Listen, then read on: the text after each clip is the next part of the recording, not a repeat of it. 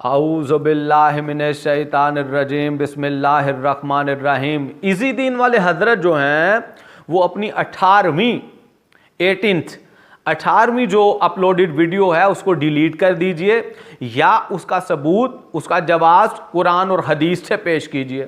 اس میں ایک مولوی ہے اور آپ نے ٹائٹل یہ دیا ہے کہ مجتہد کا عجیب واقعہ، اور اس میں ایک مولوی جو کہتا ہے کہ وہ حسن زادہ عاملی ہیں اور وہ آسمانوں کی سیر کر رہے تھے، اور انہوں نے خود بتایا کہ وہ جس آسمان پر پہنچے، معاذ اللہ معراج ہو رہی تھی، جس آسمان پر پہنچے تو انہوں نے خود سے پہلے وہاں ہامنائی کو دیکھا، یہ جو ایران کے لیڈر ہیں، ایران کے جو صدر ہیں، اور ان کو دیکھا۔ پہلی بات تو یہ ہے معراج محسوس ہے امام الانبیاء خاتم النبیین کے لیے، اور آپ کہہ رہے ہیں کہ انہوں نے معراج کی اور آسمانوں کی سیر کی۔ اور دوسری بات یہ ہے کہ غیر معصوم کے لیے معراج کہاں سے آ گئی، آسمانوں کی سیر کہاں سے آ گئی، اور پھر غیر معصوم کو ہی وہاں پہ دیکھا، معاذ اللہ نعوذ باللہ من ذالک۔ توبہ بھی کیجئے گا اور اس سے ڈیلیٹ بھی کیجئے گا۔ میں جانتا ہوں کہ آپ اس کے ثبوت نہیں دے پائیں گے قرآن اور حدیث سے۔ اب یہ تو نقل ہے، آپ نے جو لوگوں کے سامنے پیش کرنے کی ناکام کوشش کی ہے۔ اب یہ ہے کہ اصل کیا ہے۔ اللہ قرآن میں فرما رہا ہے، سورہ بنی اسرائیل آیت نمبر 1 ہے، سبحان الذی اسری بعبدہ۔ اس میں اللہ کیا فرما رہا ہے پہلی آیت میں؟ کہ وہ خدا پاک و پاکیزہ ہے اور اپنے بندہ خاص کو راتوں رات مسجد حرام خانہ کعبہ سے مسجد اقصی، یعنی بلندی کی آخری حد، آسمانوں کی آخری حد، سجدے کی آخری حد تک سیر کرائی۔ اب یہ اللہ کہہ رہا ہے، اور سنی تفاسیر ہوں یا شیعہ تفاسیر ہوں، اس میں یہی ہے کہ امام الانبیاء کے لیے معراج ہے۔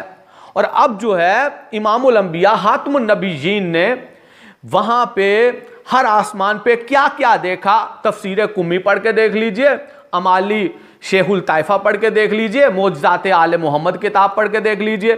میں نے آپ کو کتابیں بتا دی۔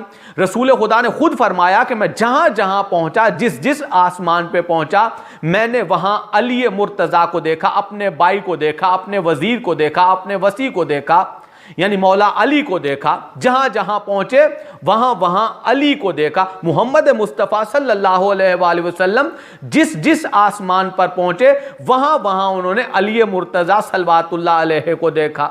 یہ اصل ہے، ٹھیک ہے۔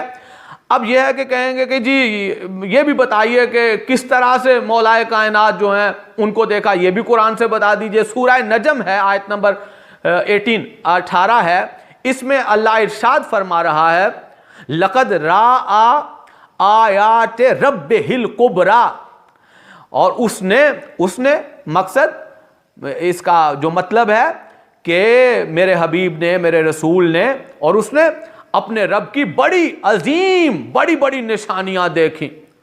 اب آ جائیے کہ تفسیر قمی میں امام محمد باقر صلوات اللہ علیہ، اللہم صلی علی محمد و آل محمد سے پوچھا گیا کہ یہ اللہ کی جو بڑی نشانیاں ہیں، تو ارشاد فرمایا کہ ہمارے جد امیر المومنین علی صلوات اللہ علیہ نے فرمایا کہ انا آیت اللہ الکبریٰ، میں رب کی بڑی نشانی ہوں، بڑی آیت ہوں۔